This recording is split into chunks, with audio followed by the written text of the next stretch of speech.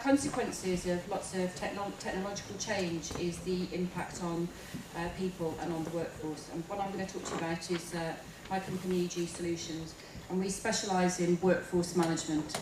And workforce management is essentially how we manage the people that work in our businesses. And with all this disruption that goes on with new technology and recessions and growth and wars and all the rest of it, you know, what is the impact on the workforce that we actually have in place? And more, the workforce is becoming a global workforce. So particularly international companies will have their workforce in many different countries throughout the world, not just, you know, in lots of businesses in the UK, we're just here. So how do we manage that workforce wherever it is in the world, including home workers and so on? And we started our existence specialising in what's called the back office, which I'll explain a little bit more about when we get in through the slides. But it's enabled us through specialising in that most complex place to develop a capability that we can now spread into whatever type of workforce and wherever those people are. So a little bit about our company to start with. I started the business, I came from industry and went into financial services, and was a bit surprised at the mess that I found, if I'm honest, in financial services about how things were done. So I set about doing some production management type projects to improve the processes within the financial services businesses. To support that work, I developed some software. In each company that I worked in, I developed a different package, and then I realised there was an opportunity to do it for myself. So I left and set up initially a consultancy in 1988 and developed a new piece of software that was given away free. But by 2001, we got quite a bit of demand for that software, and so we started to sell it, and we became EG Solutions in 2001. And then we floated on AIM in 2005. And if I'm completely honest, we floated too early because we were, and everyone tells us now you've got a great product, but you just designed it too early. So we came to the market at a very early stage where there wasn't a proven market. We were still developing the product, we were still getting clients. So we've done a lot of our growing up and learning in the eye of the storm on the market, so very publicly. But equally, it's given us, you know, we've got a lot of experience going along that'll help us for this next phase that we're actually going into. Companies, software businesses need two or three things to be able to succeed. Number one is you need a product. And there are lots of software businesses that develop platforms, and then they go out looking for a problem to solve with that platform. We actually developed a software solution to solve our problem that we thought initially only affected financial services in the UK, but we've subsequently found it affects all service sector businesses wherever they are in the world. So, and that's good news that there's plenty of opportunity for it. So you need a product, and you need a market, and you need two things with that market. You need customers who understand that they have a problem and want to solve it with that technology. And you need to sort of recognise market in which to trade so that people can compare and contrast. One of the difficulties that we've had for many years is that we've been having to educate our customers on why they should buy this type of technology. And very recently, the market has begun to emerge, and I'll show you in some slides in a second how the analysts are actually predicting that this market will grow. And I think it's largely because of the globalisation of the workforce that market is growing, and the issues that there are throughout the world. You know, in our own economy, we are at saturation point for certain skills, so we have to optimise how we use our resources and get the most out of them. In other economies, there's plenty of it, but how do we make sure that we only use the right amount and develop those skills and so on? So the issues are different throughout the world, but the need to optimise and manage the workforce has suddenly become very important, and as a result, that market is starting to grow. But we pioneered this sector, and now it is starting to grow. We're hoping to, and starting to see, as you'll see in some of the results, we're hoping to optimise our position in that market as well. I guess being in business for 26 years, you do get a lot of experience, for good and ill. But the good news is, from a customer point of view, we are recognised for being the best in the industry in terms of domain expertise and track record for what we do. And what's helped us enormously is the fact that we have always guaranteed the benefits to our customers who buy our software and implement it. So you'll know of lots of failed computer projects that are in the press, particularly where the government have gone out to spend a lot of money. And lots of them fail and always cost more. And having seen a lot of that and been a victim of that when I was in a proper job, we wanted to make sure that our sales were actually backed up with real evidence that the software would deliver what it says on the tin. And so we've got a very good track record as a result of that. And the benefit realisation guarantee is quite unique. We've never lost it. Our customers pay us when they get the results for the software. And we started as a UK business, clearly. I'm from the Midlands, so we started there, and for many years we were mostly concentrating in the UK. But in February 2013 we signed a reseller agreement with a major software business in the US, and they have the exclusive rights now to sell our software globally. And the exclusivity applies for North America, Latin America and Asia Pacific. And they've spent a year sort of integrating our product suite with theirs, training their sales force, and their sales are now starting to come through, particularly in Asia. We're starting to see some reasonable traction. Probably not surprising, because a lot of the complex work or routine work in some other industries gets outsourced to Asia, so there's an awful lot of workforce there that needs to be managed. So it's probably not a surprise that Asia we're seeing a take-up there. So we believe we are poised now, and you'll be able to see some evidence in my last slide. We are positioned to make the most of the investments that we've made in developing a great product, in building a great track record with customer case studies, and optimise an emerging market that's starting to grow. I talked about software businesses needing a good client list. These are the organisations that, also some of the organisations, there's about 17 total, but these are just a selection of them, who use our software to manage their workforce. So Cities are our biggest customer, with the potential for 80,000 users that we've just signed this year. So that's a new one that's starting, but you'll see some household brands on there that you all know. And where they use our software is behind the front line currently. So if you say apply for a mortgage, once you've done it online or spoken to someone on the phone or applied in a branch, then from that point it gets handed back into a processing centre, and we pick up the work and the workforce management side from that point. So we're in those back offices there. So very referenceable, 100% referenceable. We have no dissatisfied customers whatsoever. And they're a key part of our sales process also, so they're helping to recommend us to other companies. And you'll notice there's some utilities down there, so people like Empower, small supplier BES, so we're in other sectors as well. We didn't build the software purely for financial services, that's where we got started. We built it as a horizontal play so we can go into any market, so we're now starting to spread out into other sectors, and with the help of Aspect, we're spreading into other countries as well.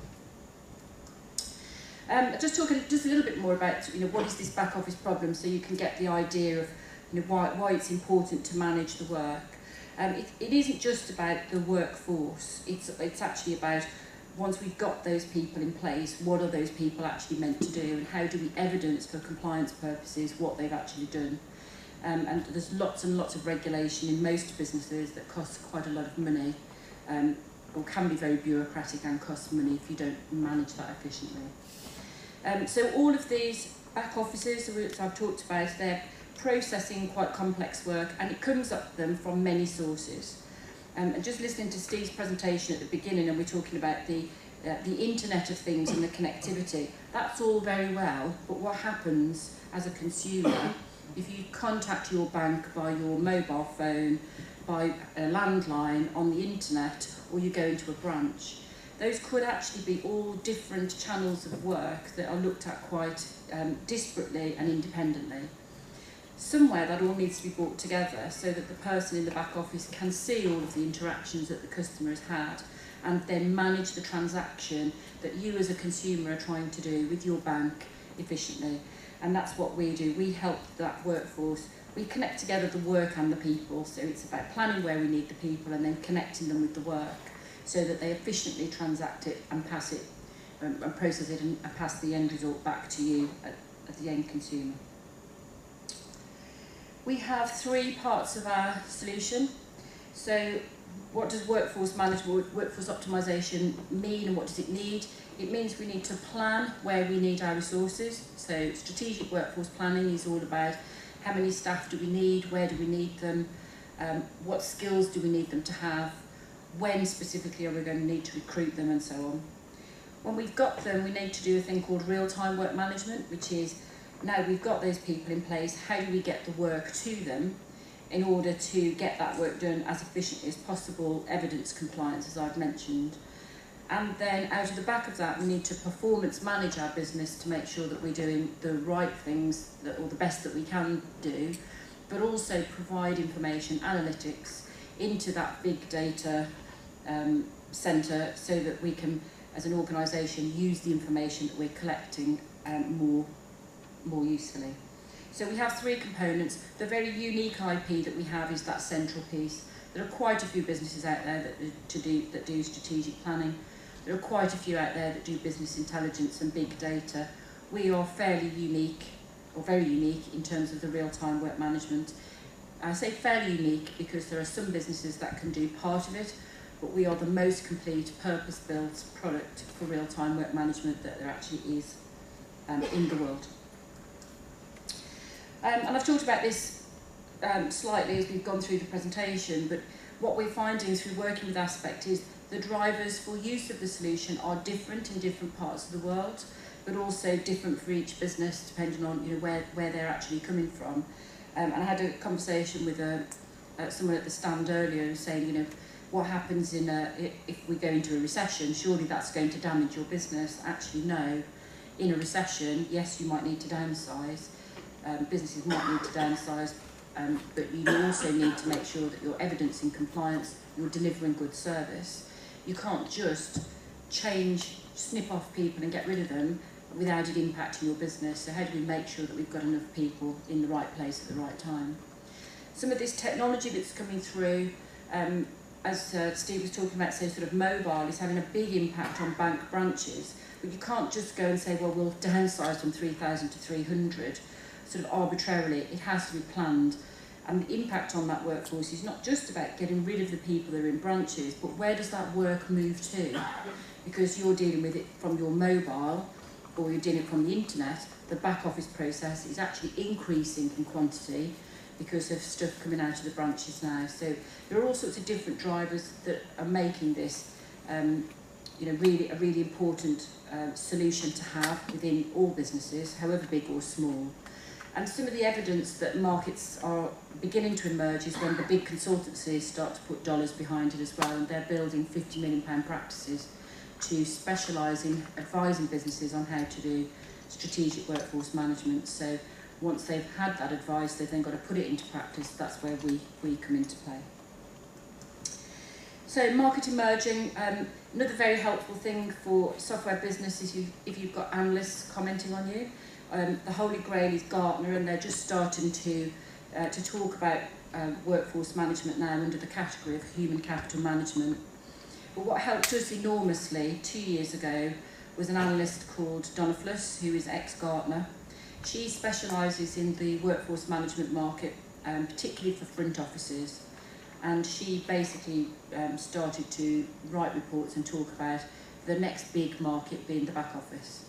And she quantified that market as a potential of 3.4 billion.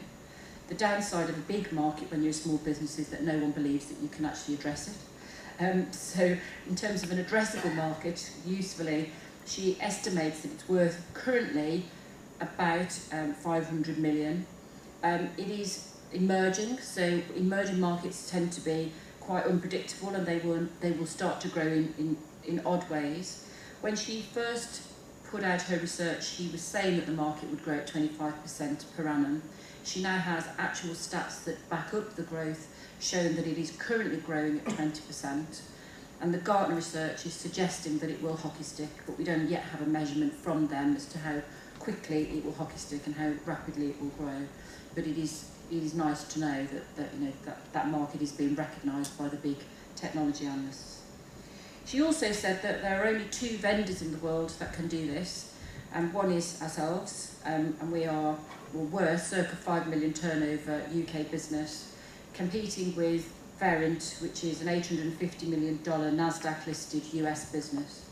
And the difference between them and us is only the size of their business. The only time we lose sales to that big competitor is if the organisation, like Citibank, is bothered about the size of our business from a procurement point of view. And then because we've got the relationship with Aspect, we can transact through Aspect and win those big deals. So that's made a big difference to us. No single vendor in the world currently has more than 25 million turnover of sales in this type of solution. So our 5 million didn't feel quite so bad, but it's pleasing to see, as you'll see from the figures, that we're on a bit of a growth curve. What we do win on is our product leadership and our expertise. So we know that we can win on those things. The only thing we don't win on is the size of our business relative to the customer that we're transacting with. But as I mentioned, the Aspect partnership helps us with that fantastically. So we have we've invented a product where we've pioneered a market, which is a lot of education that's actually needed. We have a great blue chip client list that we've developed over the years, which has helped also with the product development. So since 2005, when we floated, we've been in very much an investment phase. We won some big global customers. We actually got Citi ourselves through some pilot work that we did. We got Santander ourselves, we got ING, and then they said to us, you're too small for us to transact with. We need you to partner with someone bigger, hence why we partnered with Aspect.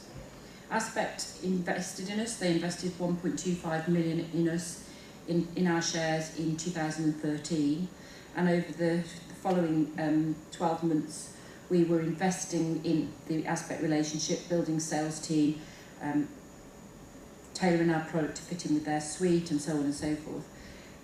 What's happening now is the benefits of those investments are starting to come through. So Citi has converted earlier this year. Aspect sales are starting to come through, and we're now moving from investment phase into growth phase. Although the reality is we will continue to be investing, and this year we are investing still £1 million in building our business, mostly sales and marketing, and that's the thing that a lot of software businesses miss out, is to build great products but forget to build the sales and marketing engine that will actually take it to market, and that's what we're investing in right now.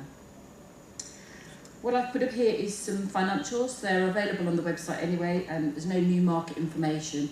The 2015 full year estimate, that's for our financial year that ends on the 31st of January 2015, so that's the year that we're currently in. That shows our broker forecast, because I'm not allowed to show you our actuals, although there's a trading update available on our stand that shows you where we're up to, and our interim results are actually published next Wednesday, so you'll get the actuals and be able to judge how well we're actually doing.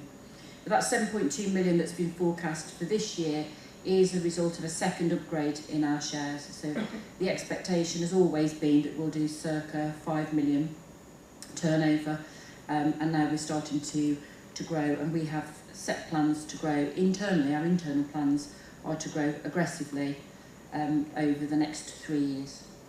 You'll see also on there the investment phases where what we've been investing in, so building product, investing in global customers, and then investing in the Aspect partnership. Although they put money into our business in terms of equity, we were expensing it through the P&L, so that did have an impact on our profitability last year particularly, and a little bit the year before.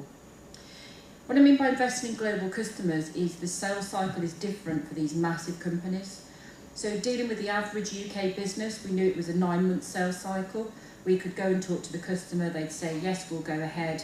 You'd go through procurement, and an average deal would be about 135,000, something of that order. Big businesses don't like to transact like that. They like to do proof of concept. They want you to give away software for free while they're doing that proof of concept. They want you to invest in resources.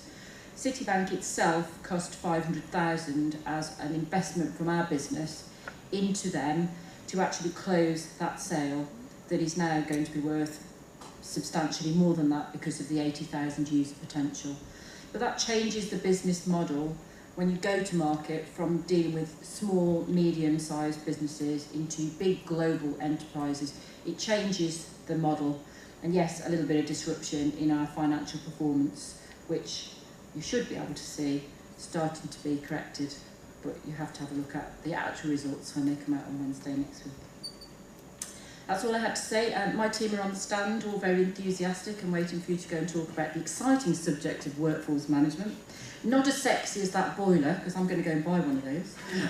Or actually, I'm going to get him to give me 3 for free. But please come and walk, because it's still people at the end of the day. Well, that doesn't work unless you've got people. Anyway, thanks very much, Steve.